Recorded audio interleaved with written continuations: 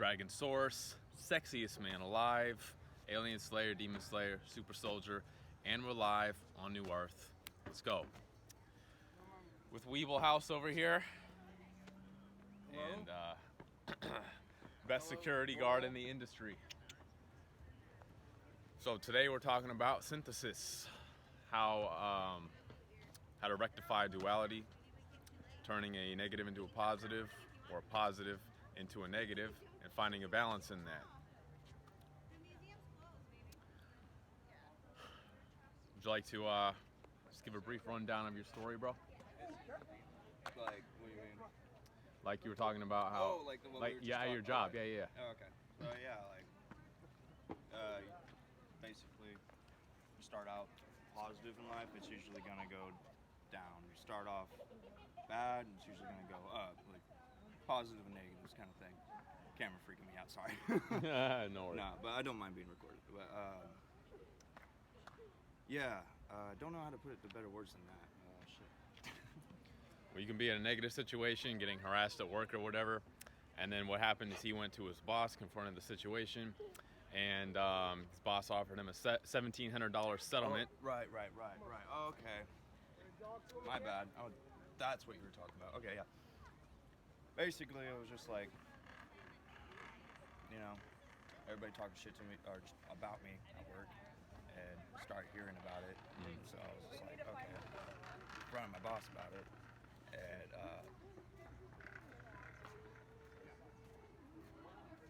sorry, fucking. He's at work right now. Yeah. Confronted my boss about it, and basically kind of just sat on an egg for like 3 days, and I was just like, well, I mean, don't know what to do, but here's like $1,700, and blah, blah, blah. And I was like, all right, I can take that and just bounce and find another job within a month, no problem, or stay and suffer. Gonna obviously not stay and suffer, so I took that $1,700 and bounced. But yeah. Right. Basically, you don't know the outcome of a situation, so don't prejudge things. And sometimes something that looks terrible can actually be a blessing in disguise. It's basically the moral of the story. All right. And here we got the conspiracy wizard, the legend, the Weibelhaus. The legend. So, what fire do you got for us? Fire. So, basically, there's going to be a great reset by 2030, in which there'll be a basic universal income. So, even if you have 10 million in assets, you'll wake up in the morning and you'll have $1,000 in your bank account. And so, there's going to be about 7 million sovereigns. There's going to be 7 billion common people. Then there's going to be restricted people that are restricted because they're going to refuse the jab. And then there'll be people like me that'll be quarantined and put in FEMA camps. And there'll be razor wire, but the razor wire will be on the inside of the fence so that we can't escape. And they're going to force us to watch television, watch reruns of Mork and Mindy and Happy Days. And that's going to be the Guantanamo Bay for me. Did you get this out of a movie, Michael? No, I did not. That's what's going to happen. So it'll be reruns of Mork and Mindy and Happy Days and the Waltons, a little bit of Laverne and Shirley in there. But we all know that actually those women are men. So everybody loves Shania Twain. Shania Twain's a guy. Just to let you know. Sorry about that bubble burster. I don't know who that is. Shania Twain, well, if whoever watches this video is gonna, somebody watching this video is going to know who she is. But You mean who he is? She's a he. Yeah. And so is Mrs. Trump. Mrs. Trump is a Mr. as well. And Michelle Obama too, right? And Michelle Obama. She's got my first name, so I don't really dishonor too much, but it's a he. Michael is her name. So why are they doing that, Michael? Why in the hell would the presidential wives be men? Like, what's the point of that? Why would they do that? Because because of their belief in ancient mysticism.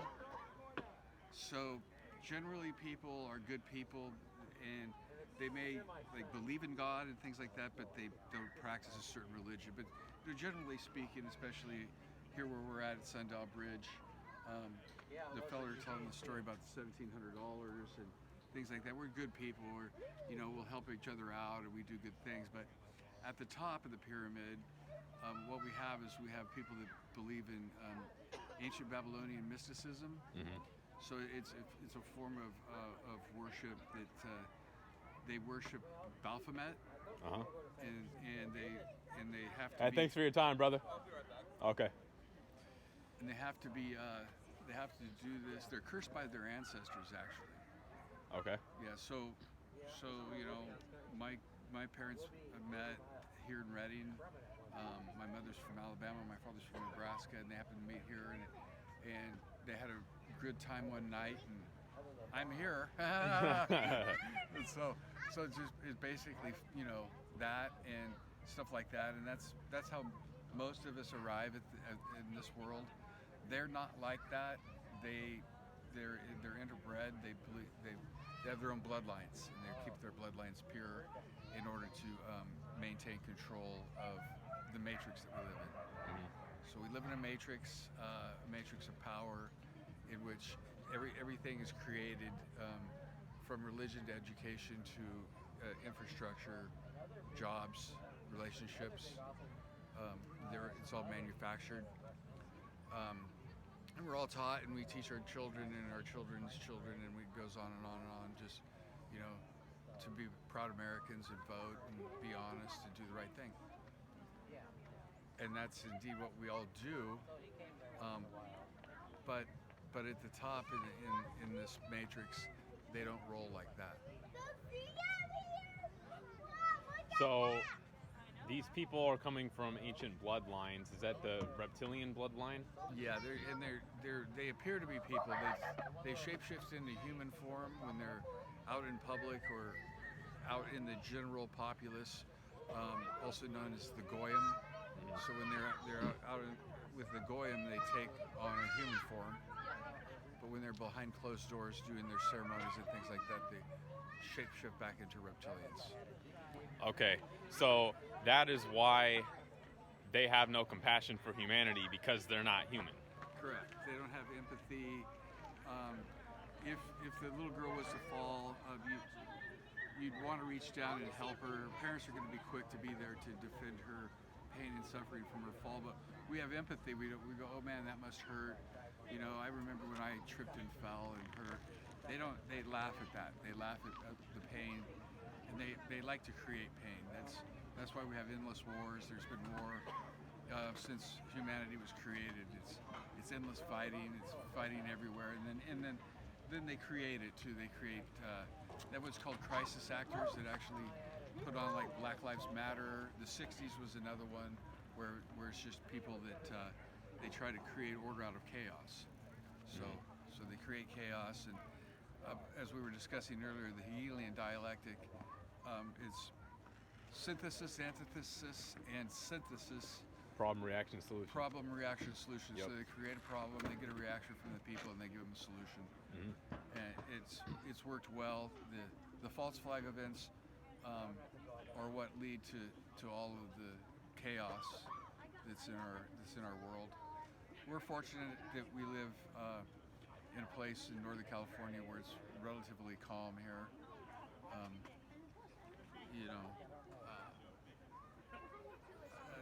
Stuff like that. It's relatively uneventful, and there's not a bunch of war and problems going on here. We all have problems, but it's not like the conflicts that other people experience.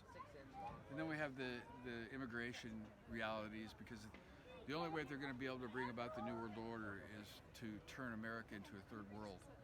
And so that's why there's open borders, and most of people. That's why they're taking away the middle class. Yeah, the middle class is gone, and so, he was talking about $1,700. He got a stipend so that he would leave the situation, so they wouldn't get sued, basically. So they wouldn't get sued. Yeah. The $1,700 lasts you about half a day now, with inflation, and it's Which not. where the universal basic income comes in. That's where the basic universal income comes in, yeah. But it's for us, it's all a timeline based on what we use as a calendar. We use the Gregorian calendar, which was established by Pope Gregory in the 1400s. Before that, it was the Julian calendar, and that was Julius Caesar. So all roads lead to Rome. And so when they talk about by, from 2021 to 2030 or some timelines like that, those are just based on calendars that we use.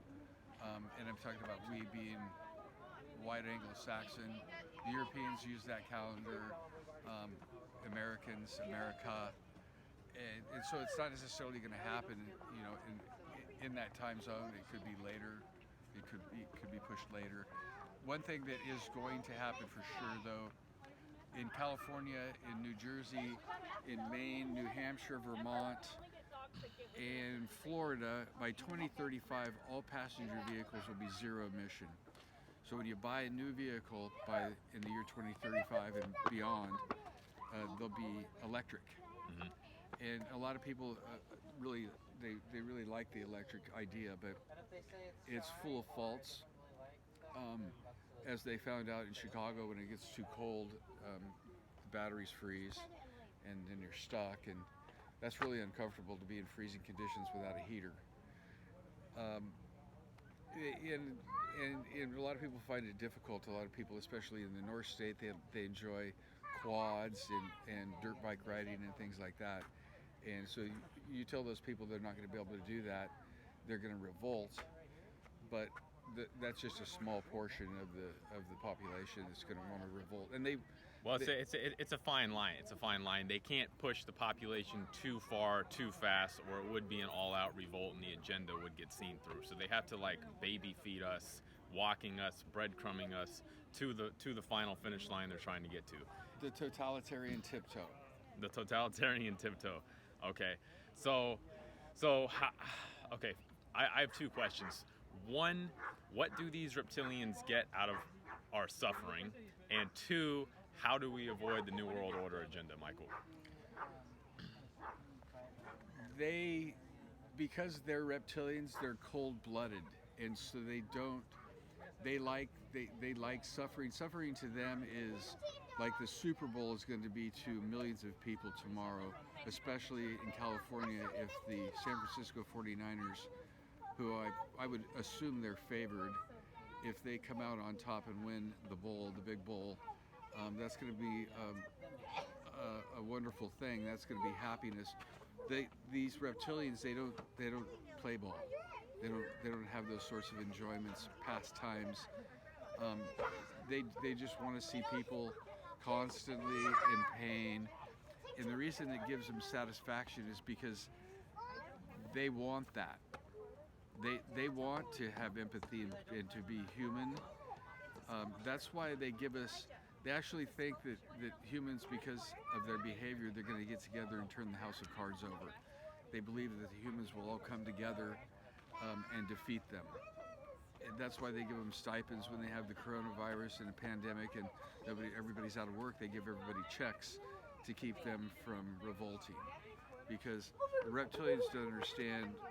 They really don't understand human nature, and so because they don't, they want to upset the cart of apples, and they want to cause pain and suffering and misery. And that's why they have diversion, and 1% of the population has 99% of the assets, and then the rest, the remaining of us, and even at 1%, there's a lot of people that do well. They have a lot going on. And so to avoid the matrix, one thing you can do is be sovereign, but in order to be sovereign, you really have to work hard on it, and it's one of those things that you need to do early in life if you're so blessed to be able to have the information and move forward with it. And that is, as of 1933, every person in the United States of America that has a certificate of live birth is bankrupt. America's been bankrupt since 1933, and everybody's birth certificate is chattelized on the stock market. So you have a trust in your name and it's basically just your identification number. Your social security number is your name, and that name has a trust behind it. And depending on what you do with your life, that trust has a certain value. So if you have multiple college degrees, other certificates, you're very successful. You know, there was an analogy by a very wealthy man, an industrialist back in the day, that gold and silver is money, everything else is credit. Silver became illegal in 1871 with the Inorganic Act, and gold became illegal in 1933. That's when Roosevelt took everybody's gold and closed the banks for 7 days. You couldn't get your money out of the bank. So at that time, the people of the United States of America became the enemy of the bank. They were already an enemy of the state after Civil War. They were an enemy of the state. Now that you're an enemy of the state and an enemy of the bank. So gold and silver is money, everything else is credit, but gold and silver are illegal, so all there is credit. And I happen to know this because I have a 763 credit score. I just found this out yesterday, did a credit run, because I'm looking at buying. I'm looking at using this technique. So for me personally, I'm going to be immersed in the matrix more than ever, and I have been for the last few years, but it's going to get worse for me. If in my lifetime they force microchip people, so no buying or selling without the mark, it'll be in the right hand or the forehead. That's according to the Bible, but it's well known that complete control of everybody's biological property is the end game. That's the goal, to have a cashless society. And you guys be giving your semen away for $100. If you're dragon, you will. Not me, but dragons. Whoa! I don't give my semen away for nothing. For nothing. Not even that. Not even her. Not even her. She doesn't even get it. No. 10 out of 10, doesn't matter. All right, it's Dragon Source, sexiest man alive. You already know. Anyway, what you said, that was interesting, Michael. Yeah. You said the reptilian bloodline, they don't even believe they're going to succeed. They believe that humanity will usurp them. Yes. So they're just trying to drag this out as long as possible? Yes. Okay. So what do you think is going to be the deciding factor or the tipping point where that will catalyze humanity to actually usurp the reptilian rulership? I don't have a definite answer for that. I think that people, at first when the coronavirus happened, they were living in fear, and then as it evolved or de-evolved, I think a lot of people learned some things, and so you'll meet perfect strangers, like the gentleman that was here before that happens to have some knowledge about some things. I think that the knowledge is increasing. The reptilians don't care if they succeed or not. We do. Whatever we're doing, we want to succeed at what we're doing, or we'll do something else to be successful. That's how we behave. The reptilians don't even care if they lose, because this reptilian concept is galactic. It's all over the multiverse. Draco. Yeah, this happens all over the place, all out there. So they have many colonies on many planets. It's not just us. Yes. They're like a virus to the cosmos. They're a virus to the cosmos. All right. So they're obviously not created from love, light, source energy, all the good stuff. So there has to be some like antimatter dark source that is producing these alien entities that is in opposition to the source that only creates good things, right? There's like an anti-source. For every action, there's an equal and opposite reaction. So, yes. Okay. So you said that we're going toward a cashless society.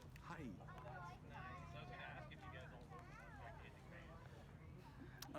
The end goal is to have a cashless society where everybody has a QR scan, so your social credit score, along with your monetary credit score, is where you're going to be socioeconomically. So.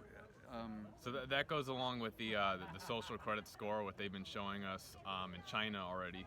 Correct. They're trying to usher that in over here. Yes, they are. And how far away do you predict that happening? Again, timelines. We use a calendar. Today is in the month of February, and it's a Saturday, and the date is the 10th. They don't have those same sorts of calendars, and so it could be as soon as 2027. It could be later, 2030, 2035, and these reptilians are multi-generational, so the parents will start with this program, and they won't live long enough to see its fruition. And their children are then handed those roles, and their children may not see it to fruition, and it may be 3 or 4 generations before the plan happens, and the plan changes. So when they have Plan A, there's Plan A point 1 and point 2 and point 3. And then there's Plan B, Plan B 1, 2, and 3, etc. And so they're master chess players. They're master chess players. It's like the Freemasons. Their symbol is the chessboard, right? The black and the white duality, right? Yes. So they only think in terms of cold-blooded, long-term strategy. That's what you guys have to understand. And all these world events have been scripted well in advance, and these things are aligned with certain astrological alignments where they know these events are going to hit harder. Do you want to elaborate on that point, Michael? Yeah, we're coming up on the season of sacrifice, which begins on the spring equinox. So on the 21st, at some time during that particular day will begin the day of the season of sacrifice, and that ends on May Day, May 5th. So we're likely to see some action this year. It's shown in the stars. It's starting to ramp up. 2024 is going to be a big one. Possibly. I say possibly because, again, it may not all align. If it aligns, then it'll happen. And so a lot of your major events, so the Columbine shooting, the sinking of the Titanic, Waco, Texas massacre, the Oklahoma City bombing, all these occurred in April during the season of sacrifice. So that's what we're going to come up on. This year, it's a great year. February is a leap year this year. We have 29 days. March 31st is Easter, so it's 2 weeks early, Easter Sunday, March 31st. Again, spring will begin on the 21st, and we move our clocks forward on Sunday, March 10th. So we got 1 month from tomorrow, we'll be moving our clocks forward. So we can already see that we have more daylight here this evening, if that's possible, daylight in the evening. But anyway, days are getting longer. We're going to see some storminess come up on the 17th through the 24th. Here in the valley, we're going to see 7 to 8 inches of precipitation. In the mountains, we'll see as much as 12. It'll be a mild event. We're going to see snow levels around 6,000 feet as opposed to the normal 3,500, 4,000 range. It'll be warmer. So the upper reaches of Mount Shasta, Mount Lassen, and the Marble Mountains will get plenty of precipitation. They've seen 400 inches of precipitation in the way of snow so far in Mount Shasta. By the way, Mount Shasta has the all-time snowfall record for a 24-hour period. They got 133 inches in a 24-hour period in the winter of 79-80. Wow, that's weatherman Michael for you. Truly a man of many hats. Well, let's wrap this thing up. We got to find a solution for the viewers. What can we personally do to protect our energy, protect our timeline, and make sure that we're on a new Earth, blissful timeline, rather than a reptilian New World Order slavery timeline, Michael? Stay aware, stay awake, share all you can, live in love, take care of one another. Don't don't get too wrapped up in it. Don't be overcome by it. Spend the currency that you earn in the way that you make a living. Spend that in places where it makes a difference, where you're helping individuals. For example, today I bought a fruit cup from a guy that was vending on the street corner. So I choose to do that and buy fruit cups from people on the street. And those sorts of things where you spend your money and spend your time. Again, the more people that we can talk to, not necessarily woke or wake them up, just to share things with them that I believe are important. Definitely, sharing knowledge is key. We're all cells in the larger body, so every time we communicate or exchange energy, that is basically the currency moving in greater frequency, greater conductivity for the health of the larger organism that we are in, right? So ultimately it just comes back to community, like having each other's backs, helping out that mom and pop shop, maybe charity, just any way that you can personally give back, inspire people, and share information. All of that contributes to living in courage and faith and knowing and clarity, rather than in fear or any of the other lower emotions, because that's what the whole game is just over your state of being. That's what's going to dictate your timeline, right, Mike? Correct. They want to keep us in a lower vibrational state, and by doing so, we're more subject to fear. They want us to keep us in fear, keep us fighting, keep us arguing, and keep order out of chaos. Exactly. If we don't give them that chaos, they can't reorder it for us. Boom. Exactly. And here pretty soon, Dragon, I'm going to be wrapping up. I've got a lunch date with a really hot girl. There's two of them actually this time. And two of them, you say? Wow. Yeah. One's only 6 months old. She's a little young, but it's 2024 and people are crazy. I'll say. Well, always a pleasure, Mike, and stay live on the new earth. We're going to end this with the mind to heart drop. I now command my spirit to take all the thoughts in my head, drop them into my heart, and make me totally real on the creation lightship new earth timeline of peace, prosperity, bliss, and miracles. 3, 2, 1, 3, 2, 1, 3, 2, 1. Thank you. Appreciate your time. Like, subscribe, click that notification button, and share this video with anyone who needs to hear it, anyone who needs to wake up, or anybody who's already on that tip. Anything else to add, Mike? Yeah, I agree. That's what we need to do, is just share in love and share in happiness and truth. Absolutely. Thank you for your time. Peace.